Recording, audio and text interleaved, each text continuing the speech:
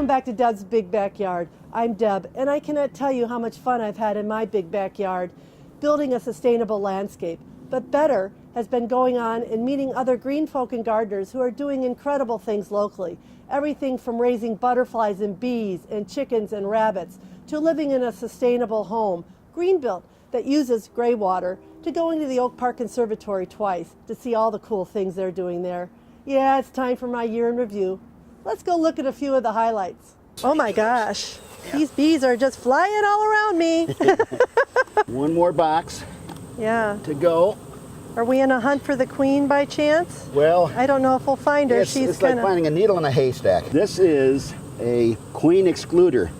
Made of metal. As you see, these are all girl bees, worker bees. I keep it separate so I keep the queen down below. Okay, I will put this back on. Okay. I want to take one frame out of here so you can see, maybe we'll find a drone. So how often do you do this? Do you do a check of your hive? Well, not too often, only when the honey flow is on, which is in May, and I double check them from time to time. Here's another one. There's some drones. Wow. There's a drone right there. See it?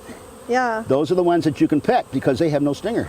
Why should people consider raising bees, whether it be in a rural setting like this or in an urban setting? The most important part is pollination. They are the best pollinators. Wind pollinates, other insects pollinate, and so do some birds. But none better than the honeybee because, like I said, 80,000 bees in a hive.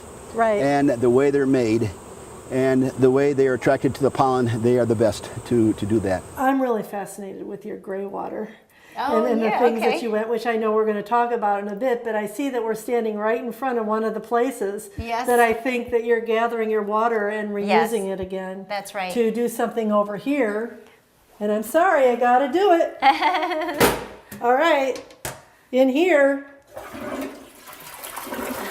is Greywater that is flushing that toilet, right? That's right, that's right. So we are taking the water from our tubs and showers and we are collecting it in a 66-gallon tank in the basement. We're filtering it for, hair and shampoo and things like this. Right.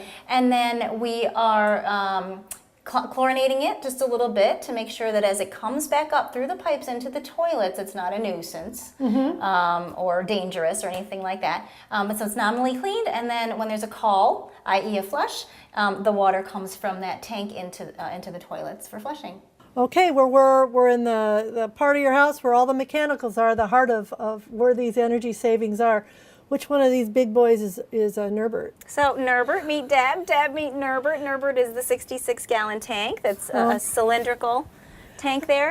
Hi, Norbert. You'll see two colors of pipes, and this is a public health measure where all potable water is in a white pipe and all recycled water is in a purple pipe. So the tub and shower water, as I mentioned, comes into the tank, and when there's a call in the toilets, after being kind of filtered and nominally cleaned with a little bit of chlorine, the water goes back up through the purple pipes into the toilets for flushing. What are you up to? Well, right now, right at the end of the progression from egg through caterpillar to the adult. Yeah. So we've got a monarch here that we're ready to release. A monarch, wow. Yes, so get very lucky. Yeah. So this one's ready to go. Yeah. And I think it's a female. I didn't see the black spots on the hind wings. So okay. This one. So I'm just going to try to encourage it to come on out, and then. Wow. There it goes. Look at that. There we go. There we go. There we wow. Go. Goodbye, little butterfly. There we go. And so don't go in the house. Generally, she'll lay her eggs on the underside of milkweed. So finding eggs can be kind of tricky. It helps if you can see the female laying her eggs. If you ever see a butterfly just on green, something green, that's a pretty good indication that she's laying her eggs. Really? So, yeah, because she's not nectaring on just greens. So anyway, so she comes in, she'll test there, I think I see it, and she'll test it to make sure it's milkweed. And so you can kind of see under here is the egg. The warmer it is, the faster it'll develop, probably about 4 or 5 days. So anyways, I just keep it in here.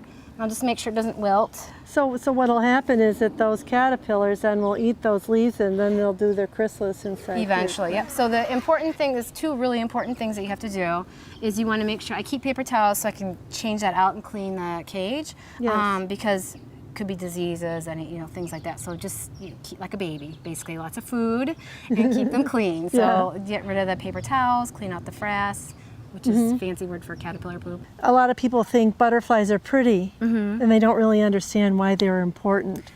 Why are they important? Well, they're also a marginal pollinator too. So they also help to pollinate the flowers, and when they're going from, flower to flower, they're accidentally picking up pollen and moving it to the next flower. So they're important in that way, important for the food web. Hi, Deb. Hi, Angie. How are you? I'm doing great. I see you're over here tending to your chickens on the day of the edible garden tour. I am. They're just getting a little bit of a watermelon treat. What are their names again? Sally is our red star. We've got French fry down there, and then also there is Chicken Little. Well, I can see that they do help you garden, huh? They do. They help keep the grass cut, and they do some good scratching and get it out the dead grass, and they love to eat bugs. Okay, let's head on over to Katie Murphy. She's got the rabbits, she's got beehives, she's got a bunch of fruit trees. And here's our rabbit expert, my Tom. All right. Are you the rabbit expert? No, I'm not an expert. I was just showing everyone the rabbit. Okay, could you show us? Sure. Okay. Zeke, you They're stand back. Angora. Okay, they're Angora rabbits? Oh my goodness, look at White them. one's Clover, and the dark one's Zinnias. Oh my. They have tons of fur. My nan turns the fur into, yarn. And let's head into Forest Park and see the community garden, see what's green and growing there. Hi, I'm Deb. I'm here to see your community garden. Hi Deb, I'm Neil. What are you doing? We're growing hops for Wow. making beer. Wow. Yes. So how's it coming? They're growing quite well and they're starting to flower. Yeah, I'm part of the hops farm, and I help him brew, but I don't drink it because I don't like the taste of beer. This has been a labor of love. We started this right after the 4th of July. We know after 4th of July, it's Christmas at the conservatory. We bring in over 500 poinsettia plugs, or about 2 inches, and all our volunteers pot those within a matter of days. What's holding it up? Well, what it is actually a wooden framework that was built by us here, by employees and volunteers that built this a few years ago for us. Okay. There are actually 6 different varieties of poinsettias that we grow here. We grow a couple traditional ones that people like to see that are your standard, robust poinsettias, and then we bring in some more unusual, unique ones that you don't see a lot of places. My aim for 2014 was to create a way station for beneficials, bees, butterflies, and birds. So I wanted a foundation to curb native garden. I did it over here mostly with a trowel. It was a lot of work, and I used a lot of things that I already had growing here and created the first part.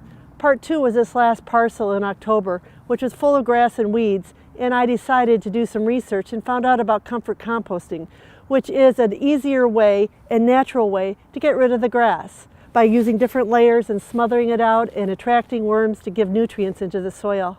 Let's see if it worked. What do you think? I think it's ready for some seeds come spring. Here's to 2015. I'm Deb. This has been Deb's Big Backyard. See you next time.